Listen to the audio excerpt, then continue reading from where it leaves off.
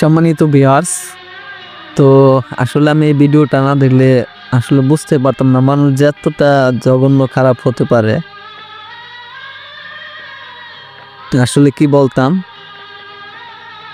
তো আপনারা এই ভিডিওটা দেখলেই বুঝতে পারবেন তো আসলে মানুষ কতটা খারাপ হতে পারে, যে কিনা একজন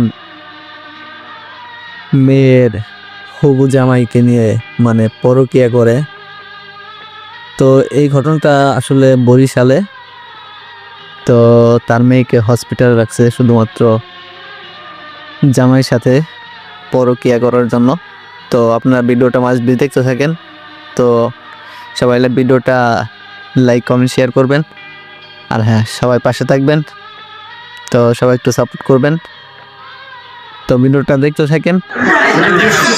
আপনাকে আপনার মা এখানে কেন রাখছে বলেন, বলতে হবে। বলেন আপনি আমার হাজবেন্ডের সাথে আমার মার সম্পর্ক। আপনার হাজবেন্ডের সাথে আমার মায়ের কি সম্পর্ক? কি বলেন সেটা বলেন, কি সম্পর্ক বলেন? আপনি কি আনছে কবে? বলেন, গান হবে না, স্পষ্ট বলেন। বলেন আপনার মায়ের সাথে। আজকে গত শনিবারের আগের শনিবার আনছে। তার মানে আপনার হলো কি দেশের বাড়ি কোথায়? আমার 12 দিন দেশের বাড়ি স্যার। আমাদের বরিশাল শহরে আমরা জায়গা কিনে বাড়ি করছি, আর আমাদের মেইন বাড়ি কাকাসুরা। আপনার বাবা কি করে? আমার বাবা ব্যবসা করে। বাবা সুস্থ? বাবা এইসবের মধ্যে নাই। সে কি জানে কোনো ঘটনা? জানে এখানে মানে আমার মায়ের কাছে আমার বাবার কোনো টাইম নেই, সব তারাই করে। আমার দুই ভাইরেও দুইবার 4বার রিহাবে দিছে। আপনার এটা কে সম্পূর্ণ করছে? মা করতেছে? এটা কে করছে? আমার জামাই। আপনার জামাই করছে? জামাইয়ের নাম কি? মোহাম্মদ কামাল শরীফ। তার বাড়ি কোথায়? বানুইপাড়া। বানেরপাড়া? হ্যাঁ, বানেরপাড়া কোন গ্রাম? বানুইপাড়া বোর্ড স্কুল। তার বাবার নাম কি? তার বাবার নাম মৃত মুজিবুর রহমান শরীফ। আচ্ছা, আপনাকে যে আপনার মা এখানে দিছে, আপনার জামাইয়ের সঙ্গে আমার মার কি ধরনের সম্পর্ক? কিরা করে বলেন, বলতে পারবেন নাকি? বলেন, সমস্যা নেই, বলেন বলে দেন। খুব ভালো সম্পর্ক। খুব ভালো। সেটা কি আপনি জামাই শ্বশুর সম্পর্ক থাকতে পারে, জামাই শ্বশুর, কিন্তু সেটা কি সম্পর্ক সেটা বলেন। কেন আপনাকে এখানে তার পাঠাইলো বলেন? অবৈধ সম্পর্ক। অবৈধ সম্পর্ক আছে। তার মানে প্রেম লীলাগত সম্পর্ক আছে জামাই এবং শাশুড়ির মধ্যে।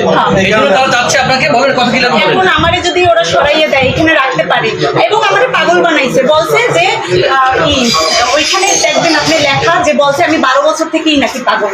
আমি অনার্স করছি, মাস্টার্স করছি, একটা বাচ্চাই করছি, সম্পূর্ণ তাদের ফ্যামিলিটা আমি মেনটেন করছি। তাহলে আমি যদি পাগল হই তাহলে আমি সব করছি কিভাবে? এবং তারা কোনো ডকুমেন্ট দেখাইতে পারে নাই যে আমার একটা ঘুমের ওষুধ পর্যন্ত কোনো ডাক্তারে দিচ্ছে বা ডাক্তার দেখাইতে পারে। তাহলে আপনার মা আপনার জামাইয়ের সঙ্গে অবৈধ সম্পর্ক কারণে আপনাকে এখানে ভর্তি করতে, আপনাকে সরাইতে তার সম্পর্ক চালু রাখতে পারে এই জন্য। আর আমাদের যাইতেও দেবে। আপনি এখন কি চান? এদের কি আপনার মা, আপনার জামাই, এদের কি চান? সরকারের কাছে কি চান? আমি শুধু চাই স্যার। ঠিক আছে, সুন্দর কথা বলছেন।